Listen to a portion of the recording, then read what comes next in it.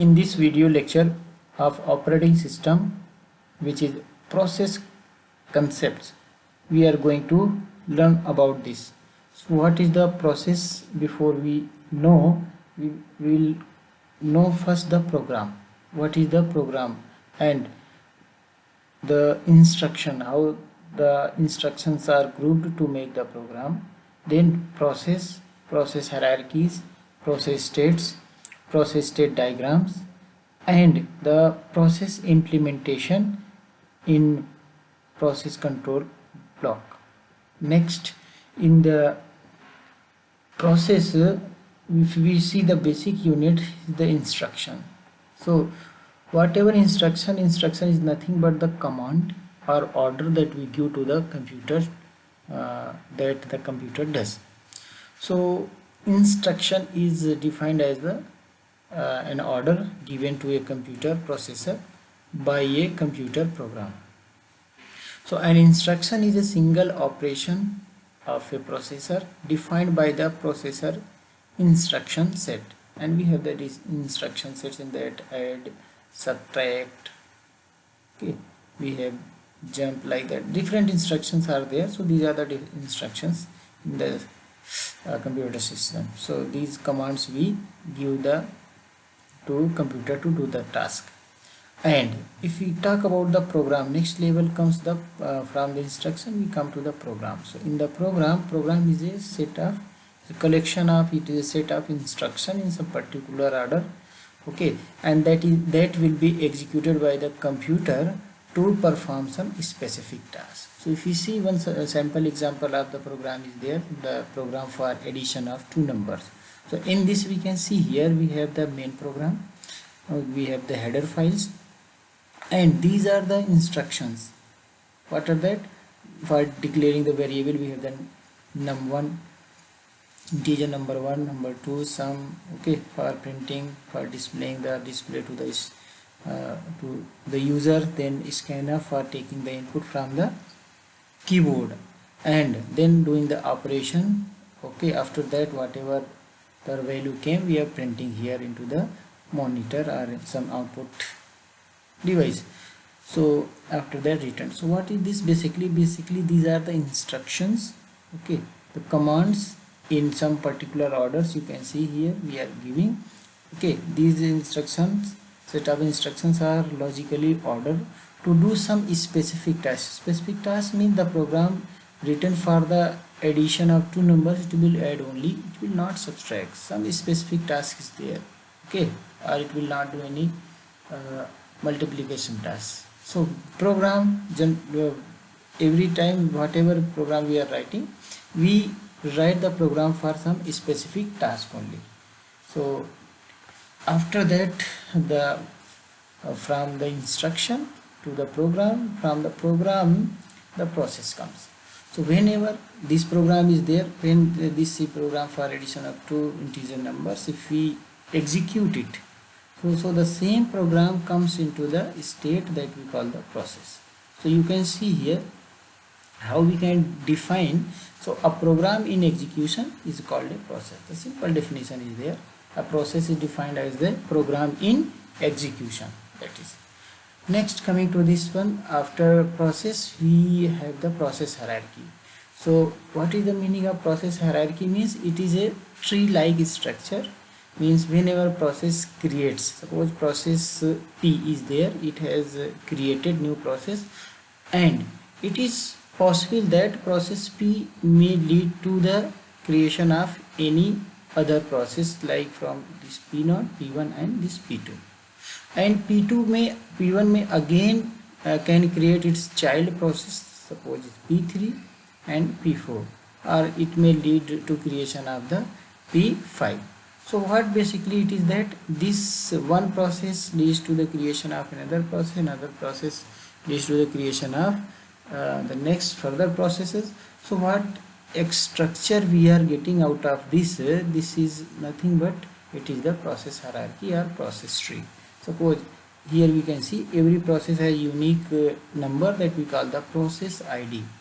So they are identified in the system by the process ID. So we have here The process like 1 2 2 7 4, it has lead to the creation of another process, process 1 2 2 7 6.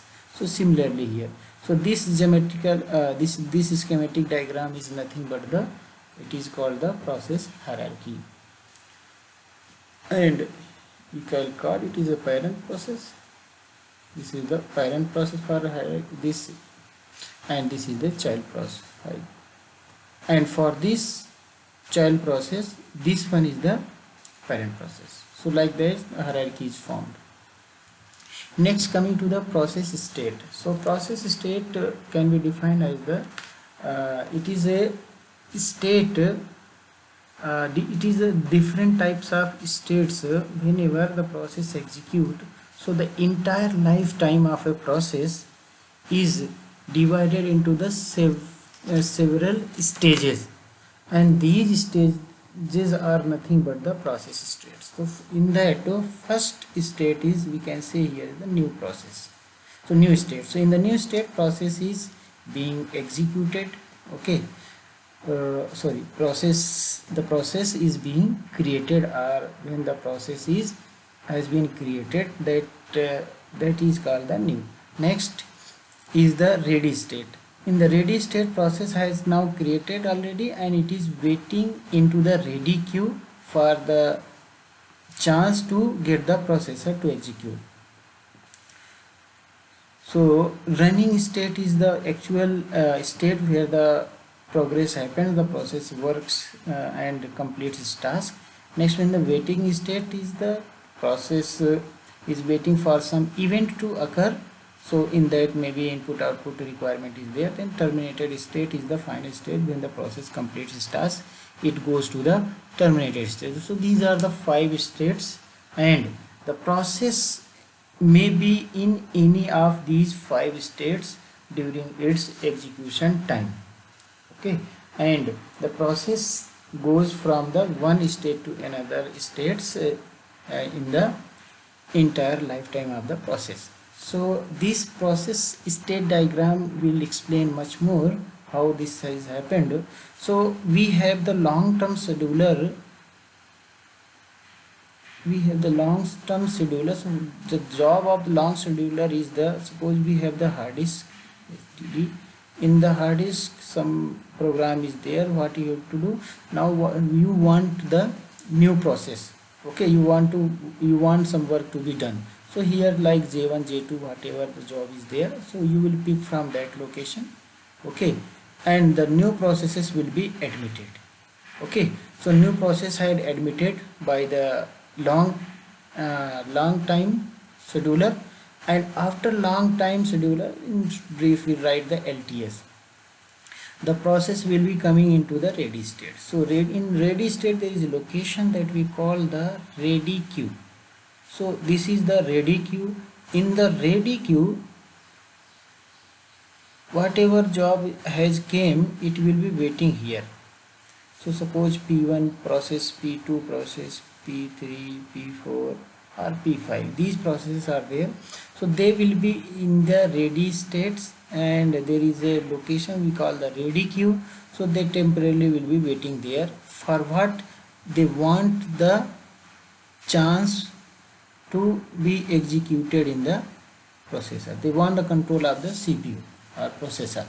So from the ready state, the process, when it has the chance to get, it will get the CPU and it will start execution. And this job is done by the scheduler dispatcher. So here STS rules come. STS means short-term scheduler. Short-term schedulers plays the role here and picks the process and assign the processor to it. So the process start execution. If the process was not interrupted, then what it will do, after completing execution is over, then it will go to the terminated state, and for that it will take the help of the exit system call. Okay, while running, if some interrupt came, okay, some interruption came, then the process running into the processor, that will go to the ready state. It will come here and it will again wait here in the ready queue for getting its chance into the going to the running state. Okay, so this is the one thing. And sometimes it also happens some process is there and the process is asking for some input output. Okay, so if some input output request is there, so in that time and that device may not be available, so for that purpose what the process can do, the process may go to the waiting state.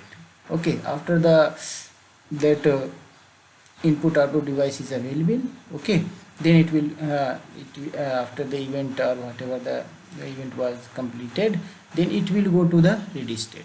So from ready state again it will wait for some its chance to get into the running state. So in this way this process state explain the transition from one state to the another state during its lifetime of the process from new to the exit. Next, coming to the process implementation. So whenever the process executes comes into the existence into the system, so at that time what happens, it has some associated information, it has some associated information that it need to be kept somewhere.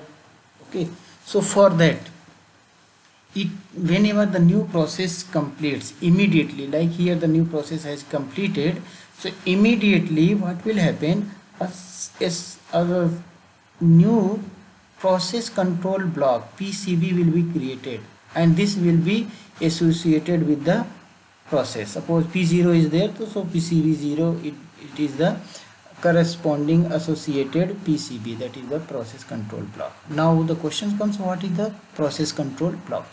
So process control block, you can treat this is a data structure, you can treat it is a data structure which stores all information, all the information about the process, so what are those informations? Like the pointers. Okay, so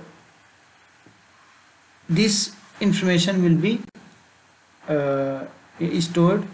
So like we have the stack pointer, those, so where they are locating, which memory location, okay, which file they are locating, pointing, so that pointer information will be maintained. Next one is having the process state. So in the process state, like we had seen in here, there are these 5 states are there.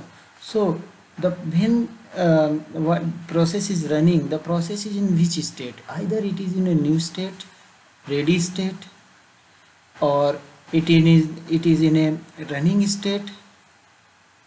In which state it is there? Or this from running it is in a terminated state. So in which state your process currently is, so that information will be there in the PCB. Okay, next, the process number. Process number is also said it is the process, every process has the unique ID, they are identified for identification purpose, and that is called the process ID and process number. So this is, every process is assigned whenever it is created this unique number. Next we have the program counter. So in the PCB we also store the program counter. And what is the program counter? The program counter points to the next instruction. Next instruction is points to the next instruction in the program to be executed. Okay, so it points to the next instruction in the program that will be next executed. And we have the registers. Actually for running the processes we require different registers, and they store the different value, like accumulator is there, GPS is there, GPS means general purpose registers are there. We have the stack pointers. So index register, we have the index register. So these are the different registers, they are their index, index registers. So these value, whatever value is there whenever process is running, okay, then it will be maintained here. Okay, next one is the memory limits, and what is the starting and end point of the memory space allocated to the process, that memory limit, and what are the associated or that what we call auxiliary files are required for running that processes. So list of open files, these information will be maintained in this location. So basically you can treat this is a structure. Here different blocks are there, here the respective information will be maintained, that's why we call it is a data structure, and so on other information also.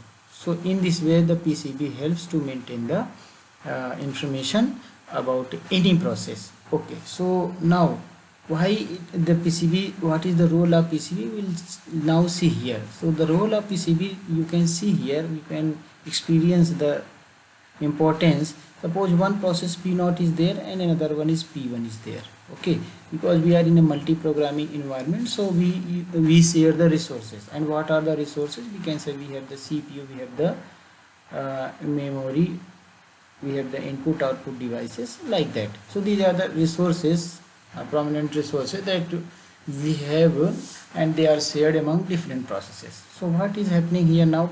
Process P1 is now running, and what had happened, P1 has now interrupted the process P0, that he demands the now control of the processor or resources for execution. So this interrupt, okay, will go to the P0.